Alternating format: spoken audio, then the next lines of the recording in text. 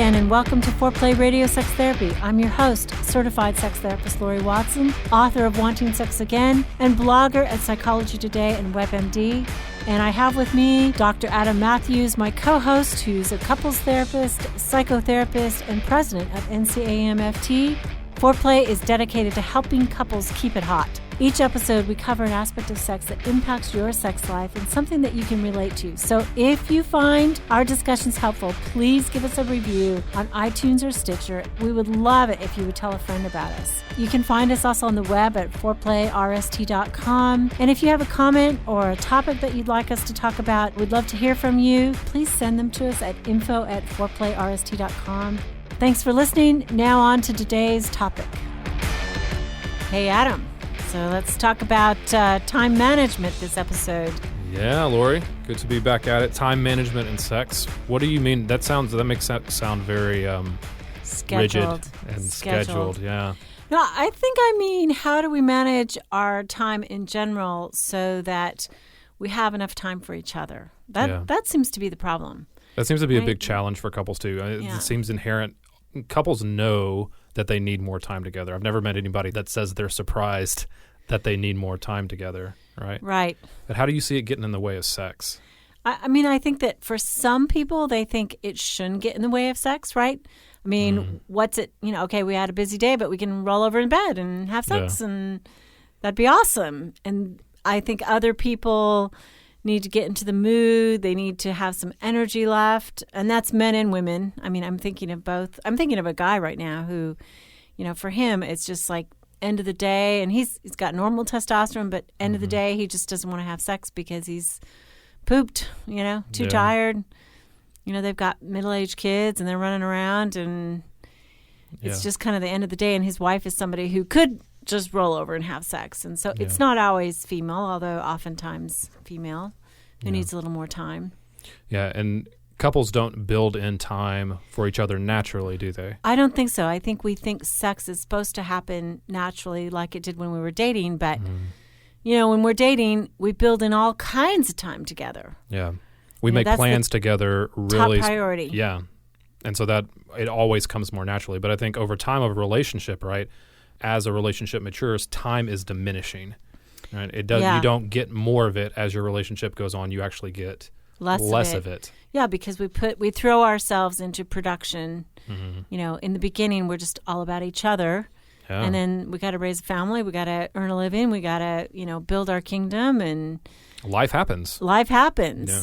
Yeah, and so, I mean, I just think somebody said, one of the guys who helps me with finances says to me all the time, Laurie, you should, track your time. You should write down what you're doing. And I'm like, I do not have time to track my time. That's just something else that takes more time. Are you kidding? Tracking time to take, that just sounds exhausting. I mean, I'm seeing patients. I'm like running a practice, doing podcasting. I'm writing. I'm like developing. I'm in a PhD program. Just a little stuff. Something.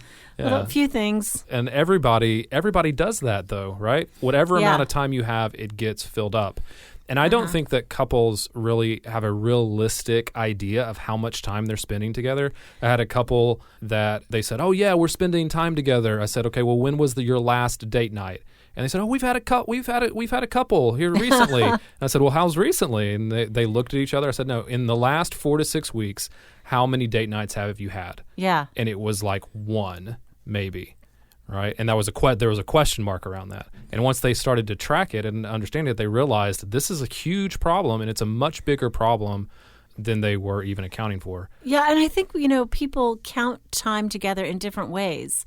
I mean, sometimes people think sitting on the couch watching television is time together. No. My son is big on that. He's like, his friends that are women say, let's hang out and watch a movie. And he's like, that's not really spending time together. No, it's passive. It's really passive. It's passive, yeah. Exactly. Why do you think, though, because it does seem like when time is pressed and we don't have a lot of it, that sex is one of the first things that we let go of in relationship. Why is that? Why is that one of the first things that we let go? Well, I don't think it's the first thing that everybody lets go of, right? Sure. I mean, I think it's an expectation oftentimes men who have their bodies filled with testosterone, they can just be on fire at the drop of a hat. So they don't necessarily need to let go of it. It's typically women, but not always, like I just said, who need kind of time together in order to feel sexual, that then they let go of it because we don't have any time together. Yeah. So I don't feel sexual. Yeah. It gets deprioritized. It gets deprioritized, yeah. Like you said, in dating, it becomes a priority. In the first parts of the relationship, you don't have to think about it being a priority just because it happens so naturally. But as the relationship matures, we're not thinking of it intentionally in that way, right? Yeah, I think about the way there are so many things that absorb our time these days. Like social media, to me, I mean, it absorbs. Yes. That my guy can probably ding me on, right? Because, sometimes I'll be sitting there thinking I need to write a paper, and I'm circling through what's on my email, what's on Facebook, what's on Twitter, and I'm just click, click, click. I write one sentence, click, click, click. And I check all the things. Has anything new come in? That could distract me and I could attend to instead of doing my work. Yeah, I think my wife and I never realize it's happening until we both go, we've just spent the last 20 minutes, both of us just staring at our phone in the same space and not said a word to each other. Yeah. Right? And just time together is not being out to dinner looking at your phones. Yeah, that's right. That is definitely not time together. In fact, I recommend people leave their phones in the car. Oh, yeah. Tell the babysitter, if you got a babysitter, which restaurant you're going to, and leave the phone in the car. Yeah. At home, I really think a technology vault, like for at least part of the evening, would be really helpful. Someplace you just throw your devices in just for a little bit of space so they're not even with you. I know. And what I'm hearing of more and more, and this is really scary to me, is that men often are more into gaming. And so they, like one woman told me, I make a nice dinner, my husband comes home, we'll sit down, gets off to fantasy football, spends the rest of the night, with his buddies, crawls in bed at 11:30, wants to have sex. It's like, literally he has spent maybe 4+ hours online gaming or whatever. And then, for him, he has testosterone, so he wants to have sex, but it's like zero time together. And this is like, she said, every night. And on the weekends, he's recovering from sleep because he hasn't gotten enough sleep, and then he's gaming some more. And I know out there, you gamers, you're going to be all over this and mad at me, but it's absorbing. It's any hobby that's that absorbing is going to be a difficulty, right? I mean, I've had, and by the way, I've had lots of females that have been gamers too, lots of men that are complaining about that as well. But I think that there's anything, had one guy whose car, like hours and hours and hours on the weekend, shining it, working on it. Hobbies. Like any hobby like that is that absorbing is taking time away from your relationship. Yeah, I knew a guy who worked on cars. He was a mechanic, and so he was always working on their cars or some friend's car, to earn a little extra money when he came home. But that was, again, wolfing down dinner, going out to work. I mean, work is a way that all of us, I think, who works 40 hours a week these days? Yeah. Everybody's working more. Yeah. I mean, does anybody really work just 40 hours? No way. Well, and with all the technology, we're taking the work home, right? So it's almost never ending. Yeah. And the work is always coming in. There's always more to do. We're never really done with work. Yeah. So it's our email is pinging us or somebody's texting us. It's preoccupying too. Yeah. Yeah. I think then too, like couples that have children can become a distraction as well. I mean, obviously, and take a lot of time. Obviously, I mean, they're little humans; they have needs. You can't just the original sex killer. You can't just. I know, right? You can't just send them outside for go outside while mommy and daddy play. That's right. I guess you could if they're old enough, but I think our parents did actually. Yeah, probably so. I was gone from dawn till dusk when I was a kid. Yeah. In the summer.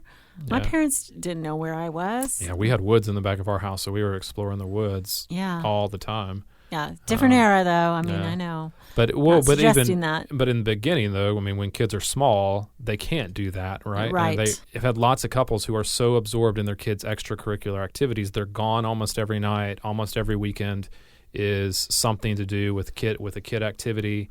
I'm sports, nodding. You can't see me, but I'm nodding. Yeah, and I mean, those things, I mean, we have 2 kids, and they're only involved in one activity each, and that's 3 or 4 nights a week that we're on doing something. I can't imagine when they start to get older. Or 3 kids. Yeah, and then the third one gets involved in stuff, and like that amount of time, it takes away from the relationship, right? When our kids, we had 3 kids, and when our kids were small, or no, like, high school and middle school, or before they were driving, basically, we had 13 after-school activities on an average week. So that meant, my goodness, that's a lot. Choir, soccer, and piano lessons, I think was it. And the driving to and from. And the driving to and from. And that was not if there was a tournament or they had to go get cleats or, my husband was a board member.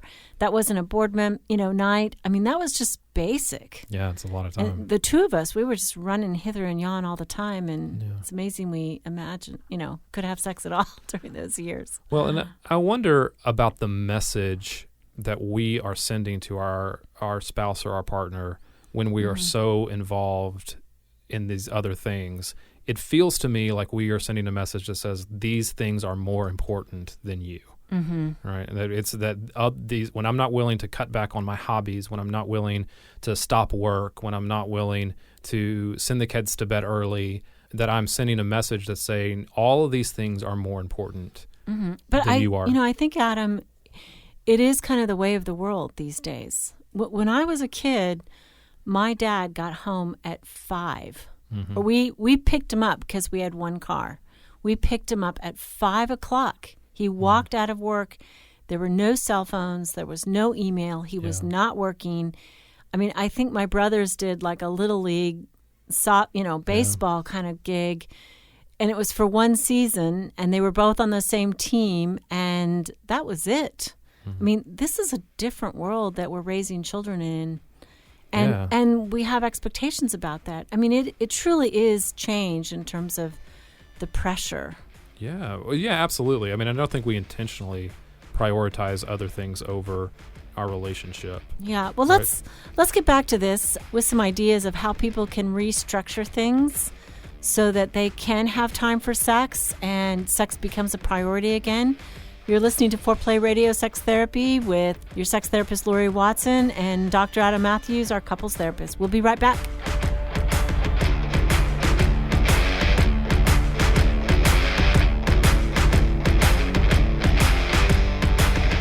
Wanting sex again. How to rediscover desire and heal a sexless marriage by certified sex therapist, Laurie Watson. Each chapter is designed to fix one of the problems that cause low libido, from early marriage through the childbearing years, even all the way through menopause. I've also had men read it and tell me that for them it was the most hopeful thing they read about resolving sexual problems. Look for Wanting Sex Again on Amazon.com. You can also talk to Laurie Watson for therapy in person or via Skype. I offer couples counseling and sex therapy, and I think about both aspects of the relationship, emotional intimacy and sexual technique, and that combination together helps marriages be happy. Weekend couples intensives are also offered. Improve your sex and improve your relationship with Awakening Center for Couples and Intimacy. Find out more at awakenloveandsex.com. Awaken what's possible. It is one of my great joys in life to be able to really help individuals and couples find strength in their relationships and really find hope again. Licensed marriage and family therapist, Dr. Adam Mathews from Mathews Counseling. I work with a wide variety of issues, including depression and anxiety, marital issues, issues with adolescence. I believe that therapy should be designed around you, that it should be personalized to who you are and to your unique situation.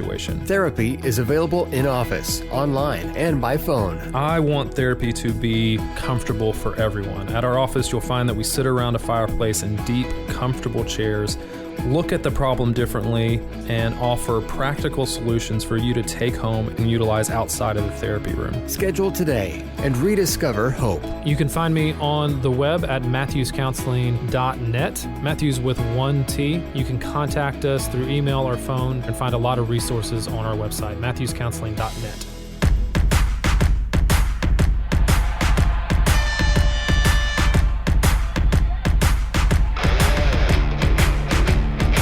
All right, Laurie, we're back, and I want to pick up with a conversation we were ending with right before we went to break, because I'm interested on your thoughts about this. I think that the message that we keep sending, I know you were talking about the pressure that's here culturally today that was not present when you were growing up, but I also think the divorce rate is higher, separation rate is higher. Yeah. People are less willing to get into relationships because of those pressures.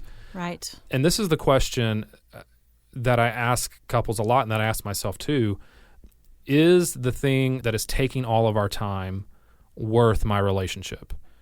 In other words, if I get 5 years down the road and my work has blown up and is huge, if my kids are involved in all the awesome things that they're involved in, if I'm further into my hobby and have collected more of the things that I've collected or whatever, or played all the games, right?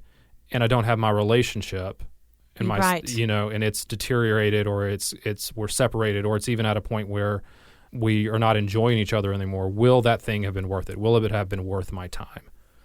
Yes. Right? Yes. And that's the question that I think is, like, even though there is this pressure, isn't that the question that we have to ask ourselves in order to be able to be spending the time on the things that are going to be there for us down the road, that we're going to want down the road? And I think that by the very act of spending time on those other things, that becomes more absorbing than our relationship. Yes. Like I have a kid who's in college, and if I call him up every other week, because he doesn't call me that much, I love you, but if I call him every other week and insist on a conversation, it's a boring conversation. Yeah. It's like, okay, how's school? How are your grades? How are the girls? What are you doing? It's really like almost stock answers to those. Whereas if we talk 3 times a week, it's more intimate. It's more interesting. There's more detail because we have a little bit of time, and I know that, what he did on the science test, or I know, what's coming next at the dance club, or, whatever it is. It's like I know more, and I can ask more interesting questions, and it's more absorbing. And I think the same thing is it's not just structuring time. It's that if we don't structure time, we lose touch just because it's not as interesting. It's not as compelling. You're talking about the myth of quality time. You're talking about quantity time over quality time is one of the things it sounds like, right? I think a lot of people believe that we can automatically have quality time. And I would say that I think quality time emerges from quantity time. I agree. And you say absorption. Quality sex emerges from quantity sex. That's right. You got to be having sex in order to hit the peaks. That's right. Yeah, that's exactly right. Yeah. I think that's interesting. And you're saying, tell me more about structure. Like, how do we structure our time, in your opinion? I guess to me, it's got to be carving out. Like first you set the priority for the first things. I say this often, but it's like saving money. You got to save money first, because if you try to save what's left over at the end of the month, you'll never have any money to save. Yeah. So it's same sort of thing with time. It's like, okay, what do we really want? Like ideal world, what makes our relationship interesting? Where do we have enough connection so that out of that we have enough time for sex? Like an intimate night, maybe it isn't, okay, we're going to have sex on Thursday night, but you know what? Thursday night, from the kids going to bed until 11 is our night. Yeah. We're going to talk. We're going to have a glass of wine. We're going to, go sit out on the porch and listen to music and, just be alone together. And I mean, even if you sit there for a while with nothing to say, or you get through all the mundane details, eventually what happens and what emerges, I think, is a more interactive, connective kind of talking. Yeah. And usually from that, a great sex experience, or at least some sex. Yeah. Some sex is better than no sex, right? Most of the time, I guess. Any sex is better than no sex. Yeah. I think one of the things that I have couples do, and I think, is just look at a blank calendar, and before they schedule anything else, is schedule their time together, and also schedule the time when they're going to have sex. I like that. Right? Because I think they're just, what you're talking about is they're just starting with the important stuff first. They're leading with it's big rocks first. Like, right. Like explain that. Well, if you've ever seen in school, had somebody come in and do an illustration and an example of mass and volume, right? Where they take like the clear container and they lay out some big rocks, some medium rocks, some pebbles and some sand, and they talk about how do you make it all fit into the jar. And what they do is then they obviously, if you start with the sand and then the pebbles, then the medium rocks, and then try to get the big rocks in, they're not all gonna fit. Right. But if you start with the big rocks first and put the big rocks in first, then the medium rocks, then the pebbles, then the sand, everything fits because everything trickles down and fits around that. Right. But so the big rocks are each other. Yeah, that's right. Yeah, it's your relationship. I think people with children have such a hard time with that, though. They think the big rocks are the kids. Yeah. They really do. Yeah. Well, I think people think other things are important too. Or important. Money, financial work, security. Yeah. That's the big rock. Or they're not willing to give up some of that. And I think when you're going to, if you put those big rocks first, if you start scheduling it in, then it has to be defended, right? That time, something has to be sacrificed for that to happen. Not everything, but something's going to have to. Right. Have to give. I mean, my husband and I, we went away together on Tuesday night for like 16 years solid. I mean, I think we didn't go away. I mean, just go out maybe 6 times during those 16 years. And I went when I was sick, and I went when the kids were sick, and I left the kids with babysitters when they were sick. I mean, it was a deep commitment to me. Yeah. Because otherwise we didn't have that. And you fought for it. I fought for it. Yeah. Absolutely. I mean, it was essential. And how long have y'all been married? Oh my gosh, do I need to confess that? Oh, is that a confession? 30 years. 31 years. I'm sorry, honey. Did I accidentally ask your age? I didn't 31 years. I was married when I was, 10. But a marriage that long has to be fought for, right? Yeah, it does. It has to be fought for and defended, right? Right. And you probably had to cut out some extra things on top of that as well. Yeah, right? I really did. I mean, certainly money, because it took babysitting to go out and do that all the time. I mean, when my kids were little, I was paying big bucks every Tuesday night for babysitting. And time, I mean, I just didn't have the time to do other things. Yeah. Yep. I think like you said, that's a challenge for people to hear that. But if our relationship is a priority, we spend time and money on the things that we value, right? Yeah. If you want to know what you value, look at where you spend your time, look at where you spend your money. And if it's not on your relationship, then that's a problem, right? That's a challenge. I think so. And sex is going to suffer. I mean, sex for most people is about connectivity, for men as well, and for women. It's like if you don't have the connection, and you can't get that without managing your priorities and managing your time. I think other enemies to this that we didn't talk about are like volunteerism. There's so much need in the world. People give themselves to their churches, to their schools, and then they don't have anything left over. And perfectionism is one I really see. Yeah. The house has to be just so, and I can't relax. I can't let down. I can't take that time unless it's perfect. That's not my issue. Yeah. My house is not perfect. You have to let some of that perfectionism go, right? The dishes may have to pile up for a little bit. The house may not be as squeaky clean as you'd like it, but it's you may not have gotten to that very last email. Right. But you have each other. Right. So, I mean, in some ways, you have to eliminate some of the extras. I had a girlfriend who said, 1 activity per child. That's it. Yeah. And that's really different than what most people are trying to accomplish. They're enriching their children no end. And it's like 1 activity. Because she said family dinners are important. Time to relax is important. Downtime for my kids is important. And downtime for me. Yep. I don't want to spend every single afternoon racing around with the children. Yeah, that's right. Yeah, you're just too exhausted by the end of the day. Oh, I know it's really full of hard choices, but people basically a generation ago grew up okay with only doing 1 activity. Yeah. We became well-rounded people. We had imaginations and creativity. Yeah, and it doesn't mean that you're eliminating everything from your life either, but if you're putting your relationship first, other stuff will fit, more will fit, but otherwise, like to me, when I see couples that are running around chasing after their kids, or their work life is stressed, or these other things that are happening, they're not putting each other first. They are much more stressed. Everything is full of more tension. Everything is full of more issues. And plus they're not having sex, right? And so how do you give? How do you sort of give love to your children, or give love to your community, or have the energy and the will to go to work if there's no kind of flow from something that's exciting on the inside. Yeah. Yeah. I don't think you can you? I think it's much harder. Yeah. I always say, to nursing moms, it's like the empty breast doesn't give milk. It's like you have to nourish yourself. You have to fuel yourself, give yourself liquids, drink and eat. And out of that comes good milk. And so same sort of thing, out of the nourishment of the coupleship comes good sex and a loving relationship that flows over. I mean... Yeah. It's hard when you're giving yourself to something else, you're not giving yourself to the relationship. Yeah. So, Laurie, let's sum up our tips real quick for how to get this. Number one is what? Big rocks on the calendar. Yeah. Put the coupleship first, right? Yes. Schedule it out before you schedule anything else. Number two. Let go of perfectionism. It's like nothing has to be perfect for you to be able to relax. That has to be a priority. Yeah. Last tip.